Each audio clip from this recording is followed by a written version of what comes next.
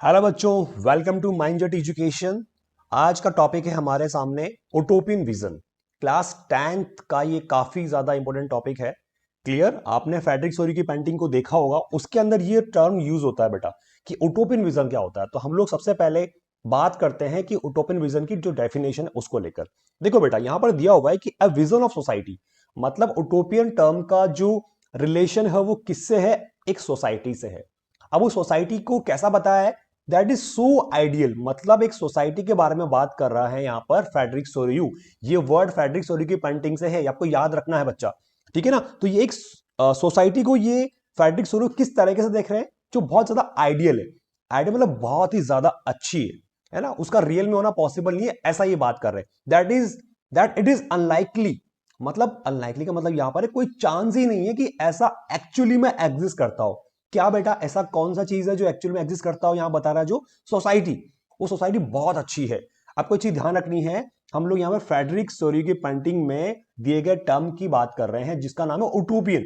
अब देखो, Frederick sorry की जो पेंटिंग है बेटा, वो 1848 के अंदर बन गई थी। तो फ्रेडरिक सोरियू अपने इस पेंटिंग में ऐसे सोसाइटी को बता रहे हैं जहां पर सभी कंट्रीज के लोग बड़े अच्छे से रह रहे हैं। आपने पेंटिंग को देखा होगा यहां पर। क्लियर?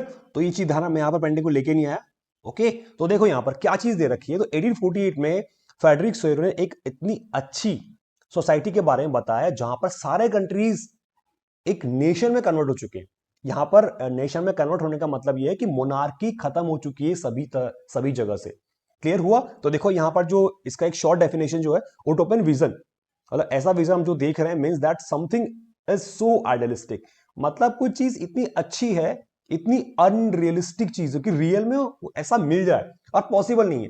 तो यहां पर फ्रेडरिक सोरियू इतने अच्छे समाज की, इतनी अच्छी अच्छी सोसाइटी को इमेजिन कर रहे हैं, और वही मिड 18 सेंचुरी में।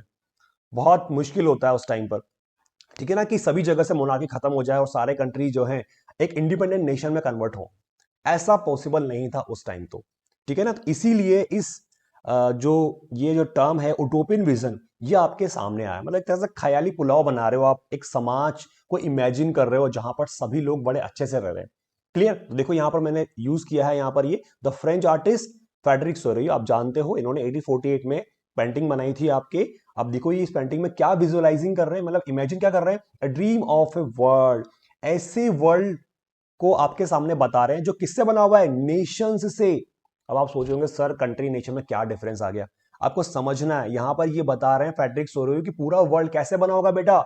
नेशंस से। नेशन से बनने का मतलब यहां पर है कि वो कंट्री इंडिपेंडेंट होंगे।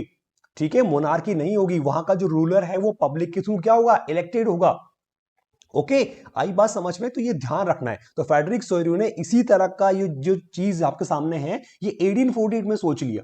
तो लोगों को यकीन ही नहीं हुआ। तो ऐसी चीजों के लिए वहां पर एक टर्म यूज हो गया, उटोपियन, कि यार ये तो ख्याली पुलाव बना रहे हैं, ऐसा होना पॉसिबल ही नहीं है। आपको ध्यान रखना है। तो फ्रेडरिक सोरियू ने अपनी पेंटिंग में इस तरह के वर्ल्ड को इमेजिन किया है जो नेशन से बना होगा, मतलब एक इंडिपेंडेंट कंट्रीज होंगे, वहां के रूलर्स क्या होंगे? पब्लिक के थ्रू इलेक्टेड होंगे। ऐसी यहां पर ये बात कर रहे हैं फ्रेडरिक सोरियू। आई बात समझ में? और देखो आगे, देखो क्या बोला है, the people of the world are group as distinction. अब देखो वहां के जो वर्ल्ड है उसमें जो लोग रहेंगे, ऑब्वियसली बात है वो डिफरेंट डिफरेंट कंट्रीज को रिप्रेजेंट करेंगे। अब जब वो एक साथ इकट्ठे होंगे तो उनको आप कैसे आइडेंटिफाई करोगे बच्चा?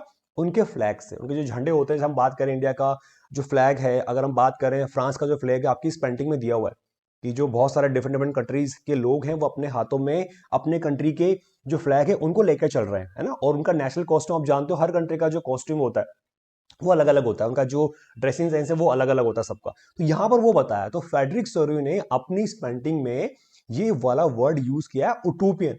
मतलब ये इतने अच्छी सोसाइटी को इमेजिन कर रहे हैं जहां पर मोनार्की सब जगह से खत्म हो चुकी है। क्लियर? सब लोग जो है, जितने भी देश हैं वहां पर, जितने भी कंट्रीज हैं, वो एक नेशन बन चुके हैं, मतलब इंडिपेंडेंट हो चुके हैं। वहां पर अब रिपब्लिक हो चुके हैं, वो अपना रूलर सेलेक्ट करने की पावर उनके पास है।